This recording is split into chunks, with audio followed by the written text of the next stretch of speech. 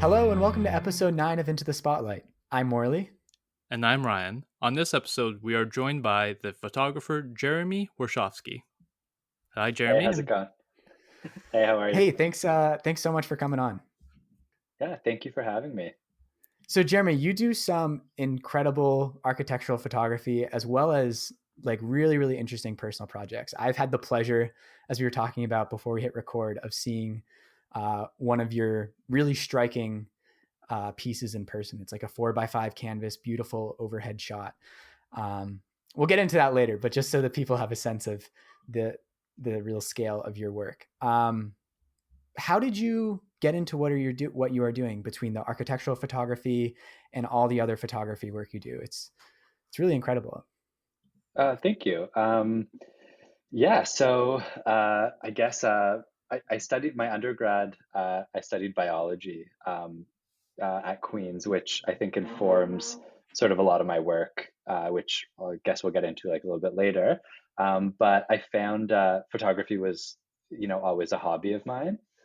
Um, I actually found myself like doing more photography than actually like studying in my undergrad. So I did finish my undergrad, which is great. But when I got out, I knew I didn't really want to do anything in biology as much as it's still like a passion of mine and I love it. And I'm happy I did my undergrad. But I got out and I was kind of like, oh, I should explore some other avenues. I actually at one point thought I wanted to be an architect. So I kind of explored that, but I met a photographer and she actually asked me to be her assistant.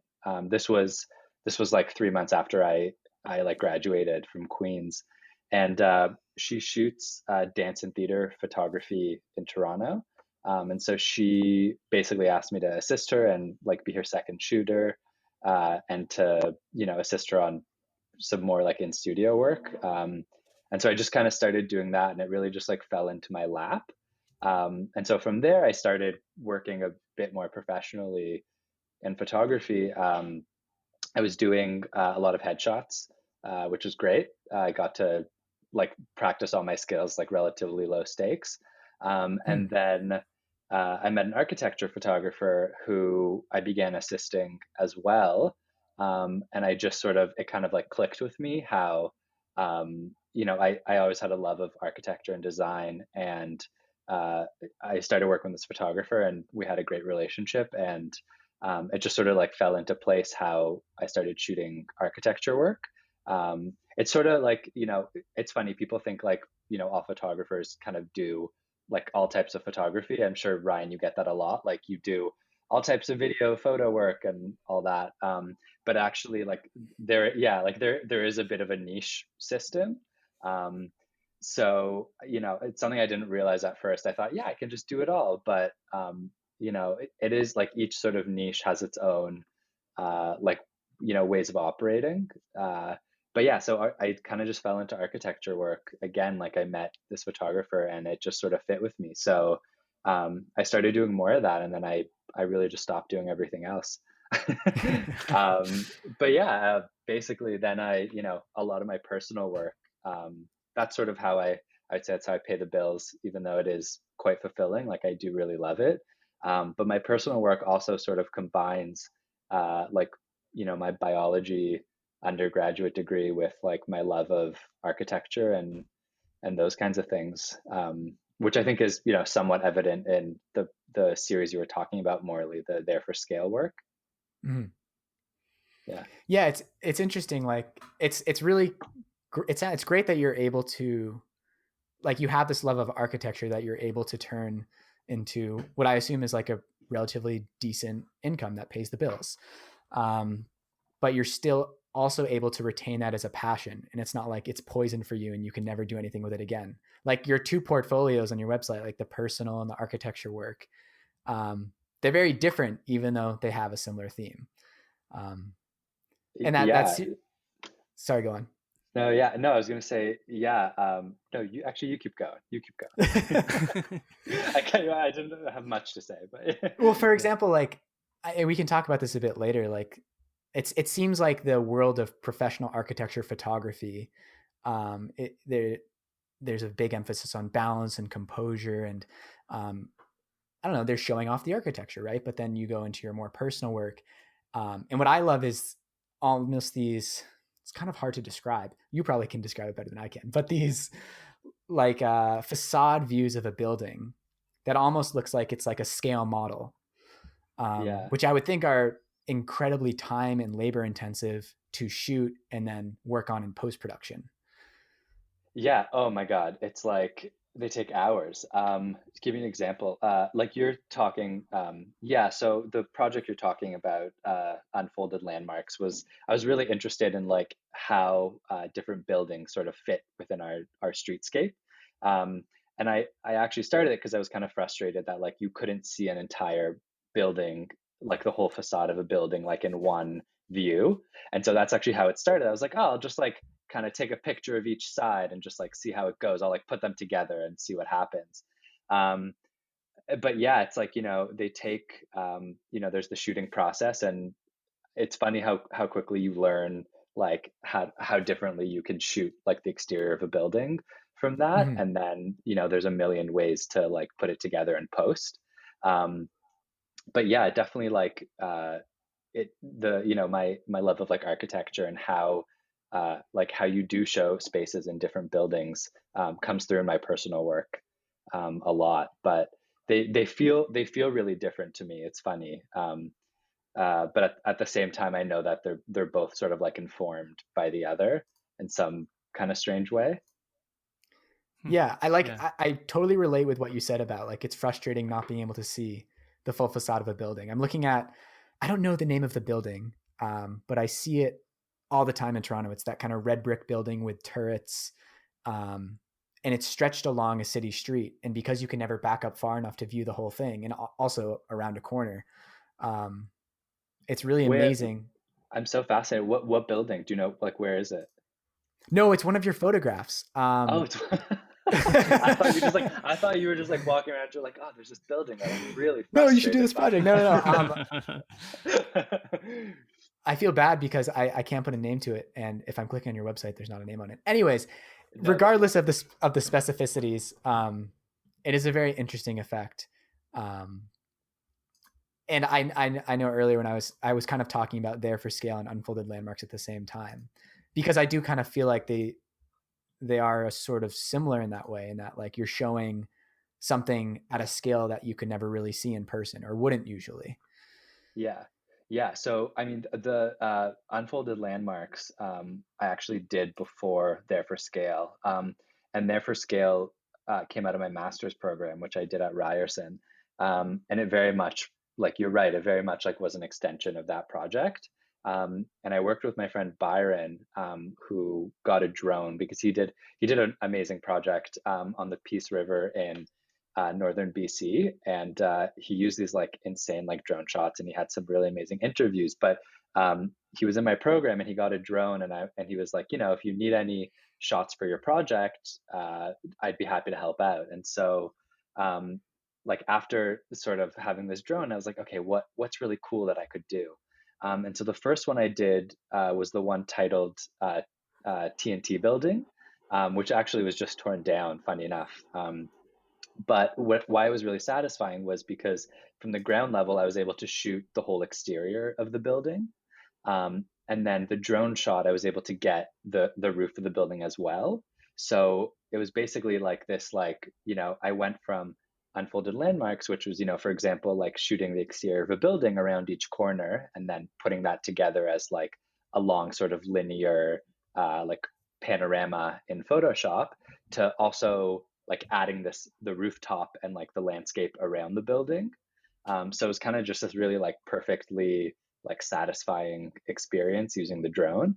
And then from there, it kind of blossomed into seeing how else we could like manipulate views and the facades of certain things in the Portland. So yeah, the There for Scale is all centered around the Portlands in Toronto, which are currently undergoing this like crazy 7-year construction to like basically create a river valley through this like old Oh industrial area yeah. of the Yeah. city. It's really wild. If you've seen any photos, or if you haven't, like you should totally look it up. They're basically like carving a river through this like area of Toronto. It's really wild. Yeah, Toronto is Yeah, such that's it's like always. Sorry, go on, Ryan. no. I was just gonna say because like you're based in Toronto where you do your work, and it's so interesting because Toronto is such a weird amalgamation of like new and old all throughout the city in terms of like styles and architecture. And I was wondering based on that because I was looking at just your whole portfolio and the way that you frame your imagery and how it has such an amazing balance of colors and shadows and foreground and objects in the background. It's really impressive. What are some of those key tenets of architectural photography, and how is that different, like as you mentioned before, compared to other styles of photography? Like, sorry, so like, how does that come through in my personal work, you mean? Yeah, like how do you bring that out, and just what are some of those key tenets that you think that's about architecture photography in your mind? Uh, yeah, I guess like sort of mainly is architecture is very concerned with like how different volumes inhabit spaces, and I think that I'm concerned with that in my personal work in a way that um, sort of incorporates like environmental concerns into that in a way. Hmm. Um, I find that I'm really interested where those two meet. So where humans sort of meet the natural world. Um, and so as much as like I directly am shooting architecture, I think I approach it from a much more like conceptual space, I think. Um, because when you're looking at there for scale, the idea is sort of to be democratic about what I'm shooting, for example, like, focus on the trees as much as I'm focusing on the sidewalk that somebody might walk on, right? And so I think in that way, the architecture work has sort of informed how that project came out. In terms of the scale of things, and trying to play around with that and sort of be a little bit playful and confusing in those images. It's definitely not, it's not something you can just do. I think you have to have like some understanding of like how like different things like relate to each other in an image, which I think comes from the you know architectural work that I do. So Hmm. yeah, I think in that way it's more visually informed, in that I'm able to like play around with a lot of those smaller nuances in the visuals. So in your personal work, it really seems like you're able to play a lot with themes and different perspectives and things. And I was curious, like when you're doing architectural photography, it would seem to me, as someone who's not in the field, that you might have to work in someone else's box a lot. Because I don't know, the client might need specific shots for a pamphlet or their marketing, or this beautiful new condo that's going up. Um, do you do you kind of feel confined by that box, the client's expectations, or are you able to take sort of creative control in that work? Yeah, great question. It's a little bit of a give and take. I mean, there obviously are constraints given how this is a project they've designed that they want to add to their like website or portfolio, and maybe submit to magazines. So there are, we do have to sort of show like the kitchen and the bathroom and the bedroom and those kinds of things. But I find that there's so many ways to shoot a room that, as much as it might seem limiting, it's really not, because it's kind of fun to me to sort of like have to work within these like confines and find a way to make the photos exciting, even though we're always shooting bedrooms and kitchens and bathrooms and stuff like that. um, but yeah, I guess I've been kind of lucky. I have clients who really trust what I do, so that makes it a lot easier as well, where I can say, oh, this, I don't think this will work as a photo, let's find another way to do it, and they're comfortable with that, right? Because I find it's funny, a lot of architects, when they create their like renderings, they're always sort of from these like really like odd angles, where like you're Hmm. seeing an entire bathroom, but like standing inside the wall kind of thing, which obviously is very hard to capture in like from a photographic perspective. So it's interesting trying to like have their vision come through in the work, but also having to like work within the confines of reality, so to speak. So it feels like a very different creative process, but ultimately no less rewarding than any other work, I would say. Yeah, it's a really powerful medium. My mom is she's an interior designer. So she works with a lot of architectural photographers a lot. And recently she did a full renovation on their house. And seeing the photographs after they did the photo shoot, it's really like, it's like, I've never looked at this house in this way before. I mean, for one, like you're always in the room, you're always interacting with it in some way, and seeing it kind of framed. It's like, wow, I never kind of thought of this room in such an artistic way before. It really does kind of make you appreciate, or maybe that's what good architectural photography does. It makes you appreciate the details and the composition of the space. Yeah, I mean, it's such a difference. Like, it's really, I think that's what sort of with all photography. I mean, definitely in architectural work, but in sort of all photography, like moving the camera 1 inch can like, totally change the perspective of how you're seeing a room, right? It Hmm. can make the room look really small versus really large, or really bright versus really dark, that kind of thing. And Mm-hmm. it's those really like small adjustments that I think can make the biggest difference, which is I think why photography has become so like niche and specialized, as we were kind of discussing before. Hmm. Because I spent all my time doing architectural work, so I have a certain I have a certain like level of expertise in going into a building and being able to do that. Whereas I don't really shoot fashion, so I wouldn't pretend that I'm as good as someone who shoots fashion photography every day of their lives, right? Mm-hmm. Because Hmm.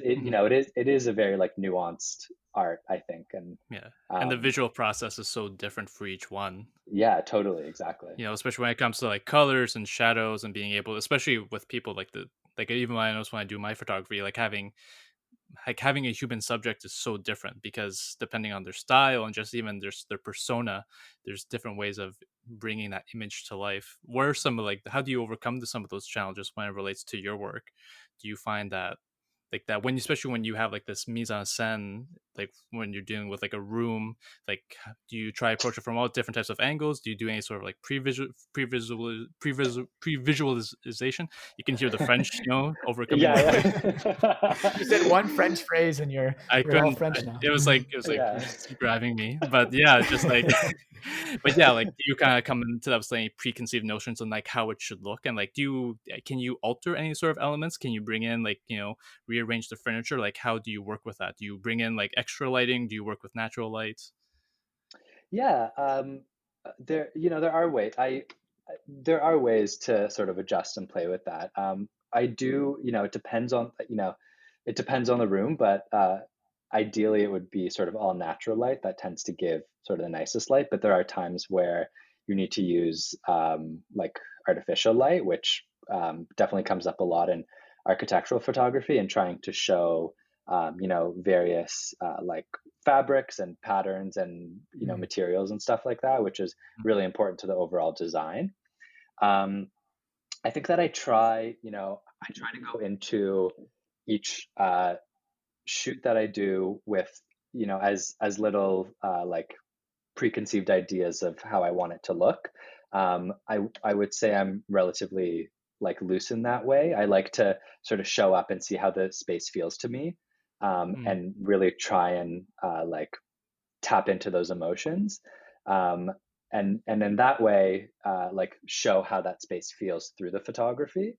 I kind of explain like the way I try and shoot is you enter like a house or a room, let's say, and you kind of the idea that I follow off of is I imagine that like I'm a person who hasn't seen this space and I'm walking through that space, and so how do I show how like all these like rooms connect and how all the materials feel in different lighting and those kinds of things, which I think is a kind of good way to go about it, because most people seeing these photos on their website or in like a magazine or something, they're not in that space, so it is helpful for them to sort of see it in as someone who's like moving through the space and maybe hasn't been in that room before, I think. I get It's that. interesting. It's interesting, like the experiential kind of nature of the photography. I'm looking through one of your series right now, River, and you can kind of see the storyline played out. So this is for the listeners, it's this kind of like photography series of a house on a river, I assume. And It was, yes. you can see the light changing throughout the day and how that changed what you were shooting, and then starting to bring the light of the home out, and then you transition to shooting outside.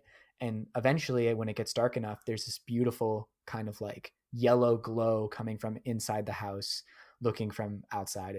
And people who know me know that I like have this kind of like obsession with coziness.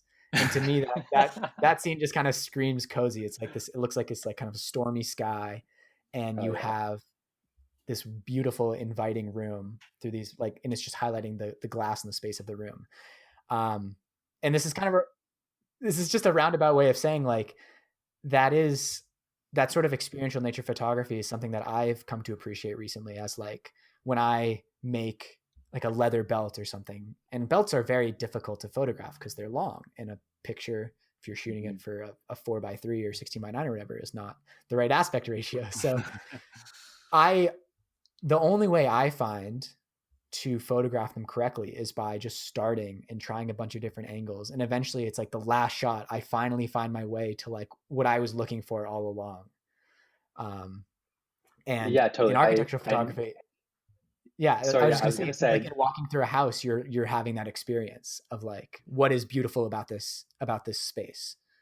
yeah, totally. I think I need you to follow me around and like explain how I'm feeling all the time, Morley. No, you described that so well. Like I very much, I think the word I was looking for, like is experiential, where I try and like go into space, and what I'm experiencing is sort of how I'm photographing it, and that depends for sure on the lighting, on like so many aspects of the home or the building that we're shooting.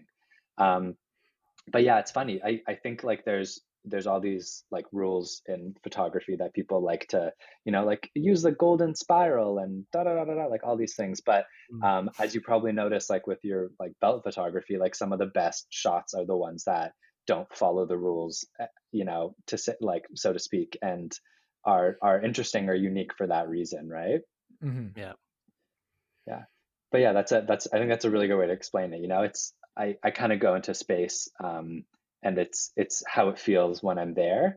And I actually think that's a strong suit of me not having studied architecture work, which a couple clients have actually mentioned to me, in the sense that like, because there are a lot of architectural photographers, at least in Toronto, I'm sure, and a lot of the world, they studied as architects and then picked up a camera and learned a lot of skills, and they do great work. But I think a lot of people gravitate towards my work because I'm not an architect, and I'm much more interested in the experiences of like being in that space than of like showing off that elevation in the perfect way that it was drawn up to be, and which I think can be kind of limiting, right? Because then you're not looking for those like smaller, like more intimate moments in the spaces that you're photographing. Yeah. It's interesting. Like, could you elaborate any more on that? Like how someone from a more academically architecture background might photograph differently than you do? I don't know if I want to go down that road, but yeah, I mean, I think like, in any, medium or any profession, you learn a certain way to think about things and a certain way to do things. And sometimes it takes somebody from a very different medium to say, well, why are you doing it that way? And to sort of change how things are done. That happens in photography all the time. Who was it? David Hockney, when he did his like his like joint. I think it's called the Joiner series. He was a painter and then just like picked up a camera and like altered photography like for the better, you know, and like totally changed it. Um, and you know, sometimes it just takes that different way of thinking and someone saying, you know, why does it have to be a certain way for to make this like really beautiful to make this like really beautiful change. You know, that being said, I'm not saying that any of those photographers do bad work at all, but I'm saying what I sort of excel at, I think, is that, you know, I'm really interested in how the spaces feel, and that's really how I approach it. Whereas, you know, I see a lot of renderings, and that's, you know, one way of looking at, um, you know, how you design a space based on like these elevations and things, which is great, but you know, doesn't necessarily translate in a photograph uh, the way, you know, in the best way possible. Yeah. Mhm. And Yeah. it's what makes you valuable, and what makes any kind of creative person valuable is you take all your crazy combination of backgrounds, so like biology and taking pictures of dance performances, and you create a unique perspective that makes people want to hire you. And I think that's very inspirational for a lot of people who find that, like, what am I supposed to do with all these disparate things in my background? Well, you take it and you niche down to you, which is like Yeah. the best niche that you can be. Yeah, and it gives you that true sense of perspective. Your perspective is unique in that regard. Whereas someone from architecture who has a background in architecture, they visualize it in a totally different way. But you can really focus it with the like. That's one thing I've noticed from all of your photos, that it always feels like how do I say it? It's like it feels like someone's experiencing it for the first time. You know, when you see these places, it feels like I'm in this space at that moment. That's very impressive, and I'm pretty sure for any client that's what they want to get that message across. So that's very Yeah. impressive how you're able to do that, like as Morley mentioned before, that shot in River where it's this like gloomy sky over the house, whereas the lighting in the inside looks like it's daylight. That's amazing. That's a beautifully composed shot. And I Cool. Thank wanted to, you. It's really you're very, nice. you're welcome. And that's just something I wanted to ask, like, what do you know what to look for in an image? Is it kind of like an idea? Is it like a feeling? Do you know it when you see it, or does it happen later on in the editing process? Um, it's like when I'm shooting, I have a very clear idea of how it's going to be edited.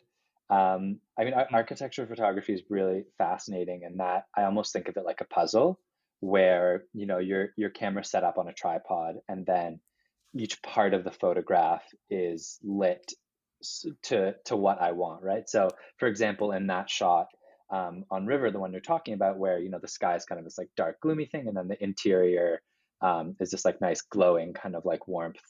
Um, those were sort of basically like shot as a puzzle where I shot the outside, and then I you know, exposed for the inside, and then those two were like put together in Photoshop, right? So Oh, I see. it created that mood that I wanted. And so that's how a lot of architectural photography works, where, you know, they'll, you I know, feel you like put your deceived. yeah, it's all fake. It's really all fake. Nothing's I real anymore. No, I hate to say it. No, It's all it's good. not. But you know, it's no different digitally than it was in the dark room. They did all that stuff in the dark room. It just took a bit longer, you know. Um, but yeah, it's that's why I like architecture photography. It's kind of like a puzzle where, you know, you set up your tripod and you expose for like all the different parts of a photo. So, you know, you expose for the window and the that chair, and then you know, that painting on the wall or that cabinet, for example. Mhm. And then when you're in Photoshop, all those basically get layered, and then you like, you know, like pick and choose the parts that you want and basically make them into one photo. Which actually I think relates back to my like personal work a lot. How I did sort of like take all these exposures and then like combine them just in a much more sort of like jagged way than I do in Mhm. obviously the architectural work I do for people. Yeah, it's like a collage, but like just it's a beautiful layout the way you were able to do those. Thank Just you. to like touch on the editing process, because you mentioned before how it can take hours. As someone who does video editing and a lot of photo editing, I get it. It takes a long Yeah. time, balancing colors, playing with lighting and shadows. It's a very time consuming process, but it's so amazing to see what the final project that can lead to. What's that editing process like for you? Like, do you use a lot of Lightroom? You mentioned you use Photoshop. Just walk us through it, what that's like a little bit. Yeah, yeah, it's I mean I started in Lightroom. Lightroom's great for like organizing, photos and doing sort of your like batch edits, which is sort of for anybody who doesn't use Lightroom. It's sort of like the larger edits that you don't need to go into Photoshop for. So like, make all the photos brighter, like work on the like color temperatures of like 150 images, for example, and synchronize all of that. And then they're all layered in all the different exposures for one shot are then layered in Photoshop, where you actually have like control over the parts of the photo that you want to use, for example. Um, but yeah, it's always funny. I mean, you like yeah, editing takes hours for photos, but like video editing takes so much longer. I don't know if I would have it in me to do video all the time. But like I'm like a filmmaker, so I'm certifiably insane just by definition. Yeah, definitely, naturally, and yeah. and like Ryan and I both do video editing, but we come in it from very different perspectives. I mean, we were encountering this week where him from a film background, he's doing the color correction and like thinking about the panning shots, where I'm like more of the YouTuber background and kind of focusing more on like telling the story in like a short amount of time. And we just Right. you it's like a turtle. You grow to Yeah. fill the shell that you have for yourself. Yeah. I wouldn't know how to approach a full architecture portfolio in Lightroom. I mean, I've never used Photoshop. Yeah, I mean that's the other thing, right? It's like it's not just like the shooting process and all those nuances. It's also like the editing that takes so long to learn, as I'm sure you both know from like doing your video work, right? Like, if you shoot a video wrong, you can't really fix that in editing, right? You kind of have to know what you're doing in the camera for the most part, right? Yeah, exactly. There's like this really like stereotype line where, like, for example, if something goes wrong during the shoot, they just say, "Oh, we'll fix it in post production," and it's never true because like the poor people and editors and like people who have to like do the visual effects are suffering. Trying to remove Oh my like God, a yeah. license plate or like like a photo from like a license. It's like just the worst thing ever. Oh, But totally. Yeah. I saw a great example of that this week. I've been watching The Boys, which is shot in Toronto. It's really fun to see oh because you see all the different Toronto landmarks in it. And there's one scene where they just pan up on the skyline, and the CN Tower is there. Like you can see it, but they basically just cut it off halfway up. So it's just like a shortened CN Tower. You're like, oh, it's really that funny. was an What did that interesting look like? technique. What Yeah. building did they pass it off as? Like a condo or something? I guess so. Yeah, I guess it was supposed to be some weird Yeah. skyscraper, but it was like it jumped right out. Yeah, one of my friends sent me a screenshot of it, and it's like of Allen Gardens. But like she says, "What's wrong with this photo?" I'm like, "Well, it's Allen Gardens." But then there's like the New World Trade Center and like the Empire State in the background. I'm like, "Wait, what? What's going on? What are you sending me?" That's also such a fascinating thing that like actually a professor of mine was working on a film about like how Toronto like is portrayed in all these Hollywood movies, and like because it's always like it's always like New York or LA or something, but like so much of Hollywood is now shot like in Canada. Yeah. um but yeah, it's crazy that you see like the lengths they go to like make it be New York or whatever by like editing in all these like I mean it's kind of crazy to think that it's cheaper to shoot it here and like spend all that money in post production than it is hmm just to shoot the movie or TV show or whatever in New York, right? Yeah. Yeah. Apparently, when I visit New York, I don't mean to sound like a tourist, but visiting New York, they apparently like you can't shut down streets to film in the city. Like you can't get like Oh, permits to sweet. shut down like Times Square to film there. Whereas like they film in Toronto because Toronto apparently has like a very similar grid layout with the streets and everything. And of course you have like all the skyscrapers and the buildings, and pay some poor intern to like scrub out all like the streetcar electrical lines in every Yeah, shot. yeah, Oh totally. So, my gosh. Oh, I didn't even think of that. but Yeah. And then it they have warehouses full. They have warehouses full of NYPD squad cars. oh yeah, like they're Oh, filming for this sure. Yeah. like yeah they're even filming like the show Suits right beside my student residence when I was in Ryerson. It was just you see like the New York taxis and everything, but it's all fake. But they have Ontario license plate. It's just hilarious. That's so yeah, I Yeah, never thought about that. But yeah, there must be some like crazy warehouse, probably in the Portlands, to be honest, where like Exactly. they have like yeah. 1,000 New York City taxis that are decommissioned or whatever. Yeah. It brings up an interesting idea though, because we're talking about how like all of this imagery is manipulated to bring a different sort of meaning. It's something I noticed when I was doing my undergrad in communication studies was like how the meaning of the image has changed so much in the past century from since its inception, where the photograph was meant to capture reality. It's meant to capture that sense of hard reality that art and paintings were meant to be more subjective sort of mediums, especially Hmm. with the colors and styles. Whereas now, Right. photography is almost becoming so much more subjective with like filters, color correction. We can, like you mentioned before, you can take two images, take elements and slap them together to create a new image. It's interesting seeing like how, because like photography was always meant to be this medium of truth, and now we can use it to, I mean, you see it all over social media, it can be distorted to be anything you want it to be now. What are some of your opinions on that, like what the meaning of the image is in that regard? Oh, wow. Back to my MFA. Well, let me read you my thesis now. Uh, yeah, I think it's a really fascinating time. Like I said, like people have been editing images. Sorry, people have been editing images for ever in the darkroom. I think though, um, like you said, people used to take photography as truth and interpret it that way. And I think to a fault, we still kind of do that.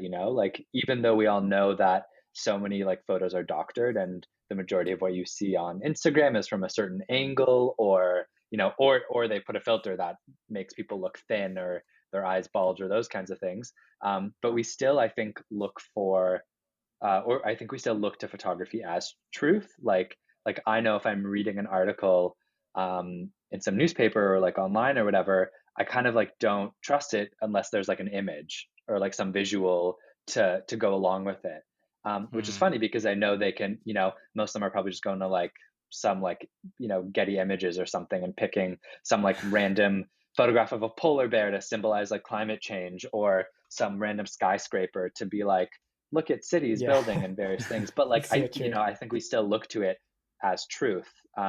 We might just be a little bit more aware that it might not be real, but I think we still trust it as like the ultimate truth. I Hmm. think it's It's true. shifting slightly. Like I know in my own biases, like maybe at one time I would have not trusted an article unless it had a picture, but now I'm almost at a point where like I don't fully trust it unless there's a video, especially if it's talking about an event that happened. Hmm. Um, and Well, it's that's like, so interesting. Yeah, like is there a clip like that I can see what happened? I yeah, mean, yeah, that's so true. I never thought about that. Huh. hmm. Things to contemplate. Yes. Yeah, totally. But it's true. But it shows you just how important like photography and having images and being able to rely on them to just give us this information that we can't that we need more from like a text, for example. It shows you how much Yeah, of an image-based society that we are, especially right now. You can take your phone and you're exposed to how many thousands of images in a day. Do you yeah. think in some way that images have gained new value, or do you think that like this overabundance of imagery has kind of weakened its value? As a filmmaker, I think it's there's still a very important value for images, but what's your perspective on it? Yeah, I mean, it's like kind of like a contradictory perspective. I think their value is diminished, but I don't think they're any less important. Um, like I think, as a whole, I mean, we crave like that imagery, um, but each maybe like each individual image loses its importance, but like collectively as a whole, they become more important. Um, yeah, I don't know. I haven't thought like as directly about that, but that's a really interesting idea. What are your thoughts? My thoughts. My gosh. I mean, do I ever have thoughts? That's the first question. No. Just I think. Well, it's kind of like you. I think imagery is very important. I think it's important for people to understand the power that images have, and that these sort of images that you put out, you have to like just to understand like what they can mean, especially when we throw them on the internet. The internet's written in ink, and for some people, like, I think images, I think images should always mean something to people, regardless of what it is. It should always have some sort of personal significance in some way, or it's whether it's for journalism or whether it's informative. It should have some greater purpose in that sense. To me, that's what imagery is all about, and being able to just form that sort of significance. Like, I remember when the pandemic was beginning and there's the shutdowns were happening, I remember seeing this hospital ship going into New York City harbor surrounded by other little tugboats. It's crazy to think that here's a city shut down and you're seeing this hospital ship. It feels like, especially when the pandemic was starting, it just gave this really eerie sense of where we were in that time. I think just like as a historical document, I think imagery is extremely significant. And I mean, there's always the quality of images is higher and lower. It's all subjective in that regard, but I just think they're really important, especially as me being a history nerd. Just for that significance is important. Yeah. I mean, that's a really powerful example, right? Like if you were just to read about like, oh, this ship is coming in, this hospital ship is coming into New York, and you can't really like, grasp the scale of what's happening, right? This like city of like Yeah. 8.5 million people, and this like massive hospital ship is coming in. Like I think having an image of that seems really significant. Whereas in a lot of cases, I don't know if I feel that way. Like I think there's all, images are used well and they're used poorly in a lot of Mm, situations. yeah. But yeah, that's the fun of working with images, right? Is that they are such a subjective medium. Right. Um, Mm, yeah. I want to change gears a little bit because I would feel remiss if I didn't talk about this. So when Ryan and I were first kind of thinking of this podcast, um, we wanted to make sure we talk to people who are approaching their creative work from like a wide range of perspectives. People who are a hobbyist, people who are full on doing it as yeah. their main gig, Yeah. which you are. And so on that topic, because I know a lot of people listening to this are people who may be doing it as a side hustle or figuring out how to make it a side hustle, or just figuring out what it means in their life. So on that topic, I just wanted to ask you, what advice would you give to any young person that's trying to make their creative pursuit, whether that be photography or somebody else, it could be specifically photography, make that creative pursuit a bigger part of their life and maybe their career? Yeah, don't do anything for free. Uh, that I think is my first and only rule ever Okay. again. Don't do anything for free, no matter what anyone says, because it's stupid. And that is probably the best way to explain it.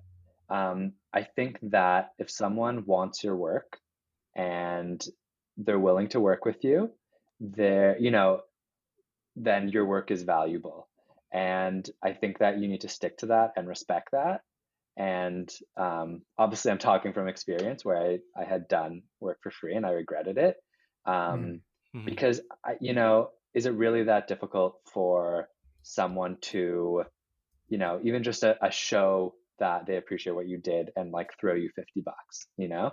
Um, I don't think anything like that should be free. I remember seeing this video. It was this like probably on Instagram or something like that. But there's this guy who went into a coffee shop and he was like, "Hey, I'm just wondering, like, I'd like to try your coffee.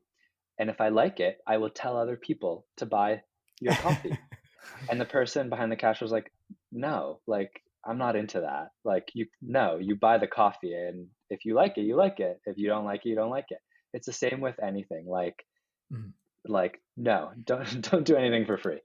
Um, is my guy. My other bit of advice. um, I don't know. It's like a long journey. I think the best thing probably is like be open to like all experiences. Mm. There are so many types of photography, or sorry, like so many shoots that I did where I was like, I don't really love doing like portraiture. I don't love doing this or that. That I did do that turned to be like a really like rewarding experience. Like even as I said, I started assisting an architectural photographer. That was like kind of on a whim, and it sort of like put me down this path that I'm really happy with. So I think like being open to opportunities is really important. Um, would be would probably be like another suggestion of mine. Um, I don't know. I'm really curious about the working for free. What you guys think of that? Because I know that's sort of like a soft spot in the creative industry. No, I like 90% agree. I was gonna say What's totally the agree, but 10%? then I was thinking back to other things that I've done. Um, I think it's really important. I think most people undervalue their work, and I think a lot of people are undercharging, for sure. Yes. Um, and I think it's a lot easier to do good work and for it to be sustainable if you put a value on something. And then there's expectations as well. It's like, well, I know I want this needs to be a certain quality. You're more comfortable with how much time you're going to spend with it. Like if something's for free, how much time are you supposed to spend on it? Like there's almost no way of knowing. However, I do think, and I mean, some people that I respect have said this, and I would like to think that they're coming from a good place, that working for free can have some like unexpected benefits. But I think you have to be like very intentional about what that work is. And it should be something that you wouldn't normally charge for, right? Like if you were doing that same thing for a similar person, well, then why is it free in this situation? I think it should be something that like is you're doing maybe for the first time that you're like, I don't really know if I can make this the way they would want it. But I think it's really just important about being very clear to yourself and that person about what that value is up front. And that's what I try to do is always kind of like figure out at least a range of a price before really diving into the project. And then all of a sudden we're on two different pages. Yeah. Yeah, Yeah. I think that's probably a much better way to look at it. Yeah, I think that's a lot of the problem with doing work for free is that I think you don't have a sense of the value, and the person you're working for doesn't have a sense of the value either. So I think that's a really good advice. If you are going to do work for free, which I don't suggest you do, but if you are going No. to do work for free, yeah, it's good to have that in your mind, I think, and say, this would cost $300. And I think it's a good idea also, if you do that and you finish a shoot or whatever the object that you're making, that with the object you do like, give them a receipt or an invoice or something that says this is $300, but I'm giving it to you for free. Right. So they have a clear idea of what went into it on your part, so that in future you don't surprise them if they come back to you and they say, oh, we'd like you to do something else. Then you say, oh, well, it's $300. And they're like, oh my God, where did that come from? Right. Definitely. So I Yeah. Yeah. feel like that's some good practice as well. Yeah. No, you both nailed on the head. I think just understanding that sense of self value is so important. It's also not the easiest thing to come to terms with, especially as a young creative when you're starting out, especially if you're going to try to venture this into as some sort of business venture or as a career. It's hard. It's hard to make that leap. I don't know if you encountered this, Jeremy, but there are sometimes, especially in photography, I was like, we won't pay you, but we'll give you exposure. I don't know if you ever encountered that, but it's that well-known All the stereotype time. all the time. Yeah. And like a lot of people, especially doing work for clients, they kind of, maybe it's because they don't always understand or they underestimate creative types and the work that they do and the time and effort that it takes to do these projects, whether it's a video or you're crafting something or doing a great photography. It's hard to do that. But in my experience, it's like you said, never work for free. Understand your self-worth, your self-value, have faith, and telling people, be honest with them, be upfront, but also just, if you're honest and trustworthy, then others will see that and they'll be willing to work with you in that way. But never lose that sense of self-worth and self-value, because that matters. Yeah, for sure. And it's so hard because even sometimes we're thinking of like working with a friend, we're gonna go to clients, and then we thought we were giving them a really good deal, and then we realized, wait, we're giving them too good of a deal because the other guys are charging them this much. So Yeah. you have Yeah. it's hard to find a ballpark or a range to offer your services, but I think it's just trial and error and working with great people and great clients and just finding your way from there. Yeah, for sure. I think you said that really well. It's, you're not going to get it right the first time. So, in terms of like how much to charge. So it's going to be like a little bit of trial and error. but yeah, it's really tough. Starting out, you're kind of like, oh, if I don't get this job, then I'm not going to get other jobs or whatever. So it's really hard to say no to something. But yeah, you need to, I think, like trust in your abilities, and trust that you do good work, and that people will recognize that and respect that. Mhm.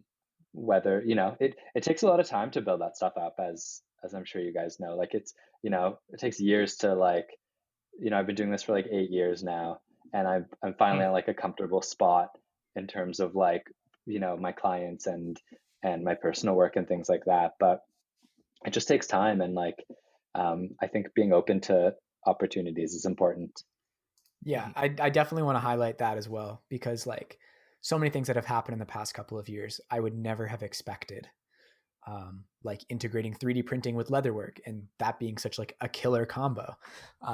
Like I would never have expected I would be doing that 3 years ago. Um, Yeah, totally. or Yeah. someone coming to you with an idea, and sometimes your knee jerk reaction is to be like, I don't know, that's not what I do. Yeah. But taking those on can be like huge level ups. Yeah. Yeah, that's how I felt when I was doing a music video for our episode 2 guest, Luis Regalado, because he came up to me. He was a friend of mine that I met at the residence last year, and he said like, "Oh, I would like to do a music video." I said, "Me, a music video? Like I do like short films and all that artsy stuff. You don't want me." But then no, it was like one of the best experiences I ever had. And like sometimes, like I guess I don't know, this is my case, but like sometimes I just kind of not realize like, oh, I can really branch out and do all these different types of things. I didn't know that then, but I understand that now. So just being willing to try things, especially with friends, is such a great way to practice and expand your horizons in the best way possible. So I recommend Yeah, for everyone does sure. that.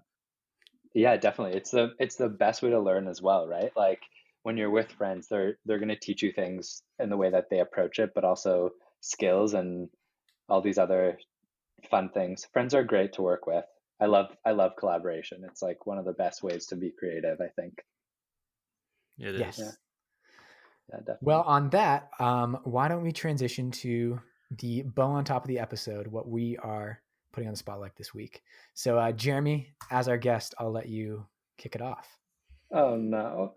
This was actually a hard part of the It is hard. It's um unexpectedly okay. hard.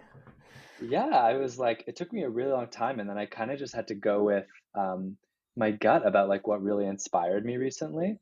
Mhm. Um, it was a book I read called The City and the City, by China Mieville, which I'm for sure pronouncing incorrectly, which I looked up before this so that I would pronounce it correctly, but I think I still pronounced it incorrectly. Maybe Ryan, maybe you can help us pronounce it. Sure. Well, Um, maybe after. yeah, There'll it's be a called link in The the show City. notes if anyone wants to check it out. Yeah. But yeah, it was this really fascinating book. He he's a science fiction writer for the most part. But he wrote this book for his mom because she loves like a murder mystery type book. And his mom was dying, and so before she died, he was like, "I'm going to write this book for her." And it won like a million awards. But the general gist is that these two cities exist in the same uh, physical space, but not in the same psychological space. So people in the city, as they grow up, they've like learned to like not notice people in the other city. Hmm. And there's some parts of the city that only one city exists in, and some parts of the city where they Hmm. exist on top of each other. And I just, I read it, and on top of it being just like a really fascinating and like amazing read, like the like story is really exciting. There's a lot under that in terms of like what people are allowed to inhabit, what spaces, in terms of like race and those kinds of issues. And so there's a lot of depth to it as well, but it's also just like a great like sci-fi murder mystery read. And it really inspired me to start like making more things, and to sort of change a few of the projects that I'm working on. So that's my into the spotlight right now. Cool. I That love sounds it. great. And just, Yeah. we kind of mentioned this in the pre-recording, but just to segue from that, are there any projects coming up that you wanted to mention or that you're really excited about? Like in terms of what I'm working on? Yeah. Yeah. Because you said it inspired you to work on other projects. Tell us Oh, about I the see. future. Okay. Tell us the next 10 years. No, I'm kidding. Yeah. um, yeah. Again, there's a project I'm currently working on related to trees. Um, it's sort of collage-esque. So my previous project was all like digital collage, but this is more material collage. So I'm using prints that are going to be embossed and sort of like sewn together to, um, the idea is to kind of examine trees in the natural world and how they exist sort of around people, Hmm. and sort of the personalities of trees. It's still very much a work in progress, but it's been really fun. It's really nice to get off the computer a little bit when being creative. I find it can be a bit tiring to do everything on the screen, and so this seems like a nice sort of combination of screen time, but also working with my hands very differently, as I'm sure Definitely. you Morley know is like super rewarding, like with Yes. your leather work and all that kind of stuff. Could not agree more. Yeah, yeah. So yeah, Sweet. that's kind of what's on the menu right now. When will it be done? I have no idea. Uh, it's weird. I find COVID. I'm curious, actually, you guys. Like, I find I have so much time, but I'm so unmotivated to Mm. to do a lot of work. Um, I don't know. How do you guys feel about that? I feel like you mentioned like a lot of time. I feel motivated, but I feel like I'm still behind. Even though I'm still producing at a high rate, I still feel like I'm still behind. There's so many things I want to do. Oh, that's so interesting. And unfortunately, with COVID, there are some things that are preventing me from doing even more. Like one of my friends looked at me a few weeks ago and he said, because I'm also working full time, he's like, "Do you sleep? Do you even like sleep?" And it's just, I don't know. I just found, I understand it's a very hectic time. I can understand why some people feel like they can't create because it is very stressful. But in my case, I feel like I've been able to do that a lot recently and just being able to appreciate the moment as much as I can and just trying to just seize, how do I put this? Sorry, it's the French interfering with my brain again. Carpe diem, seize the day. Yeah, There- exactly. But yeah, it's just about, but it's just about finding that fulfillment through creativity. That, Mhm. again, I've touched on this in prior episodes because it took me a long time to come into this being or this state of mind where I am now, because I didn't always have that confidence. Like 5 years ago, when I started learning about how cameras worked and everything, I didn't have that confidence to really go down that route or being able to put my work out. I did this video collaboration with Morley, and I wouldn't have been able to do that a few years ago. So I just feel like I'm coming more into that creative person that I've always wanted to be. And I'm just feeling really happy about that. that's great. You seem really happy about that. That's nice to hear. Thank you. Merci beaucoup. Appreciate that. Yeah, I would say I feel similar to Ryan, especially since I've taken on a lot of new projects during COVID and like new areas. It's definitely day by day though. Like there are days where I feel kind of unmotivated. And since it's kind of like the difference in feeling between the summer and winter in some ways, I feel like in the winter, a lot of times it's easier to fall into like a slower pace. But in the summer, I feel like I can be like I can churn out a lot more. And COVID, I feel like has been a little more of that winter feeling where it's like everything's on me. Like I have as much time as I want, but like the world is not motivating me as much as it would have Yeah, otherwise. I've been very fortunate that like I'm in a position financially where I can chill a little bit, and don't have to like. And if I do fall back a little bit, it's okay. Um, but I feel like I've been able to get some good ideas that got me really excited. Like this morning, for example, like this always happens. Like right as I put out a video, I feel so weird right afterwards, and I'm like, what do I do now? Um, because it's so final, and then yeah, I sort of get tunnel vision. I kind of have things lined up, but like I'm not as excited to start it as I thought I would be. And I was like, oh, okay, just go start prototyping a project I was thinking about in cardboard and hot glue. So I started that. And then within 2 minutes, I was like, oh, I just got an idea for the next project that has nothing to do with this, but that little bit of working with my hands just got me like onto something else. Right. So it's lucky. That's Like, I amazing. mean, I've been lucky that inspiration has struck when it has. But yeah, it's like, I don't know. Everything's so open-ended right now. In some ways, I feel like that increases motivation. In some ways, I feel like it decreases it. Yeah, I don't know. Yeah. It's complicated. Yeah, for sure. It's not like it would be great if you could sit down at your desk at 9 and you're creative until 5, right? But Yeah. it doesn't really work that way. And like obviously like a Monday to Friday would be great as well. Um, but yeah, it's interesting. But yeah, I like your winter summer analogy. That's sort of what it feels like for me as well. And I'm not even going to think about that now. We're going into real winter. No Oh my boy. gosh. Yeah. Anyways, Ryan, what are you putting in the spotlight this week? What I'm putting into the spotlight this week, just give me one moment. So my into the spotlight for this week is one of my favorite short films that ever, and it touches upon some of the ideas and concepts that we have addressed in this episode. Excuse me. It is called Ghosts and Gravel Roads, released in 2008. It is directed by Mike Rollo, who was a professor in communications at Concordia University. And I love this short film because it is such a great examination on the meaning of a place, how that is shaped by memories and events, and how those memories can evolve over time. So this short film takes place in Saskatchewan, which is a province in Western Canada, and it showcases forgotten small towns, and it shows abandoned houses, churches, streets, and catalogs this through old family photographs that captures the haunting remnants of the past.